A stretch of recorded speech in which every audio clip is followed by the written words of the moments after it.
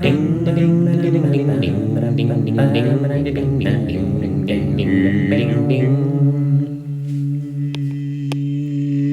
work, man. Easy work, man.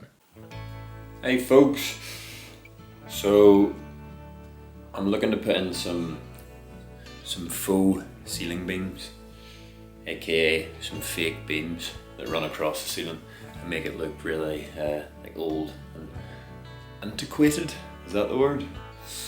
Make it look really authentic. You know those big oak beams that you see in all these like traditional old cottages? Well, I'm gonna fake it a bit. I mean, we do kind of there are beams up there, up above the ceiling in the roof space. So we could actually just have the real ones, but it would mean taking away all the ceilings. So it can't be arsed doing that. So we're going to put some faux beams in, some false beams, some, what's the word for it? Fugazi beams. So they're going to be quite heavy, so I'm going to need to anchor them down to something, and I'm going to kind of attach them to the studs. So I don't really know where the studs are. I do have a stud finder, but it's pretty pish. I got it off Amazon and it's not very reliable. But there's going to be studs going down the back of the plasterboard. So if I've got two studs, I'm going to put a wee bit of timber across and make a little kind of rest for the beam to sit on top of, and then I can run it right across the room. That's the plan. Should be pretty straightforward. Yeah. We'll see.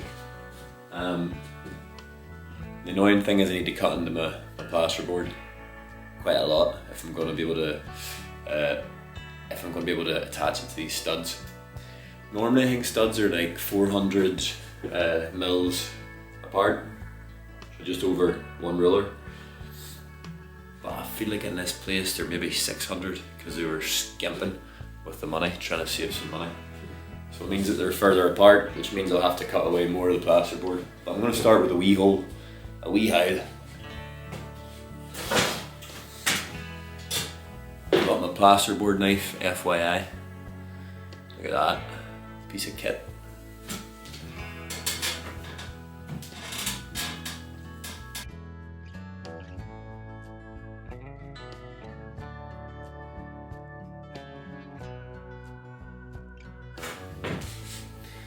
Maybe a bit of an issue, I don't know. I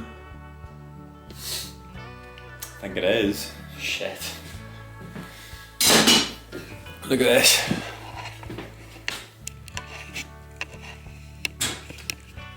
So that plasterboard is basically just, I think there's maybe some,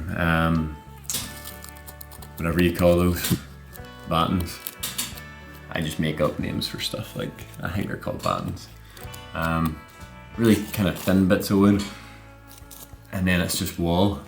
It's just straight through to the wall, the outside wall, which is a bit annoying.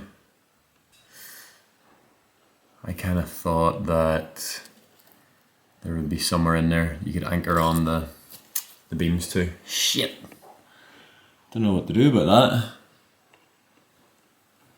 Oh well. Anyway, got myself up to my good old friends at Rembrandt Timber up the road to get myself some wood, to make myself some beams, even drew myself a little diagram. Look at that. There's the beam going across the room. Big old brune beam. And then I've got the two studs in the wall and then a wee bit of wood going across that I'm going to screw in or attach onto the studs just to rest the beam on. I thought that was pretty smart, pretty genius. Even sent it to old Andy the builder for some confirmation and said, will this work? And he says, aye. I wasn't actually. I had to send it to Paula, his wife, because he doesn't have a phone. And I asked her, will this work? And she asked Andy, and he said, aye. So I went with that. And when I was carrying in all these big bits of wood, all these bits of timber for the beams, I stood in some dog shit outside the house. There's this wee kind of grassy bit right outside the front window, right outside the front of the house. And somebody keeps letting their dog shite there, and I stood in it. I stood in it when I had my hands full of wooden beams and I was raging. Almost slipped.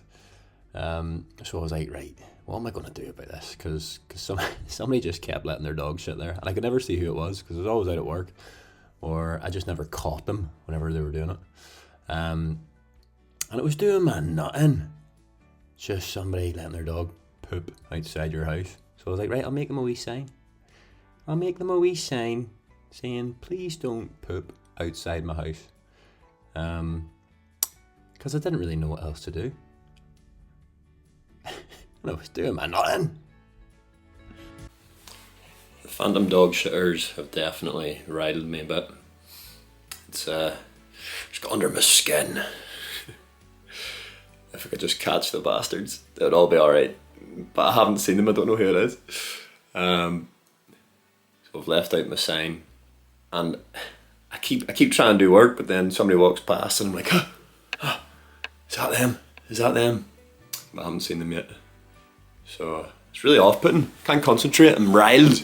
Been riled for 2 days now. You see my sign, it's pretty funny.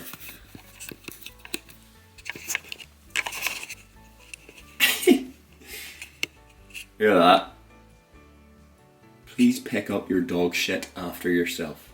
If you need bags, please just ask. Thanks. I think that's quite a nice mix of angry but pleasant. Pleasant angry. Plangry. Yeah, well, if you look closely, there's a dog shit just right under the sign, which I refuse to lift up. So I probably will in like a week. Well, anyway, I took my sign down after about half a day because I realised I just looked mental, and I realised that it looked like somebody else had put that sign there accusing me of shitting. So I was like, I haven't been here long enough to be acting this mental. You need to be here at least 5 years before you do that stuff. So I took it down and I went and I saw some seals. Clear the heed. And when I say some seals, I mean one lone seal out doing some sealy stuff in the bay. But look at that. Isn't that just calming? That'd calm anybody, even if your foot is covered in dog shit. Beautiful. And I took a wee jaunt down to the museum in Thurso to see some stones. Some Pictish stones. I think that's the word. From the Picts, back when it was Pictland, no Scotland. Plenty of stones up round here in Thurso. But this gadget here, so Thurso kind of became a little town because it has this nuclear power plant there called Dunray. And that's kind of the reason that Thurso exists, to my knowledge. And you have loads of folk there that are just there because they work for Dunray, and there's about 2 generations of folk that just came to work for Dunray. So it's quite interesting. And they've got this whole big museum, and half of it's dedicated to Dunray and its nuclear fusion / fission. Can't remember which one. And they even have a wee Star of David, a bit of Zionism creeping in there, I dare say. Didn't spy any Palestinian flags. Not yet, anyway. And look at this.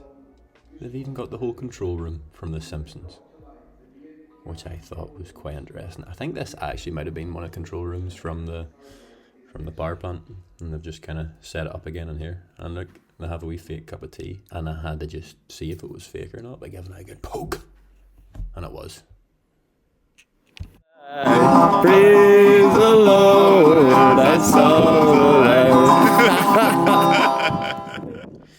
ran into Louis and James down the street outside the museum. They were doing a bit of busking. 2 good lads. James, a fine singer himself, I have to say. And Louis is the Frenchman who cycled to Thurso from France, I do believe. Just 2 characters, which Thurso was absolutely full of. Proper small town spirit. A few characters about. What more could you want? A few wild men. Anyway, that's us for this week. few wooden beams, dog shite, and nuclear reactors. Nuclear fusion fission reactors. Bit of fishing. Night, see you later.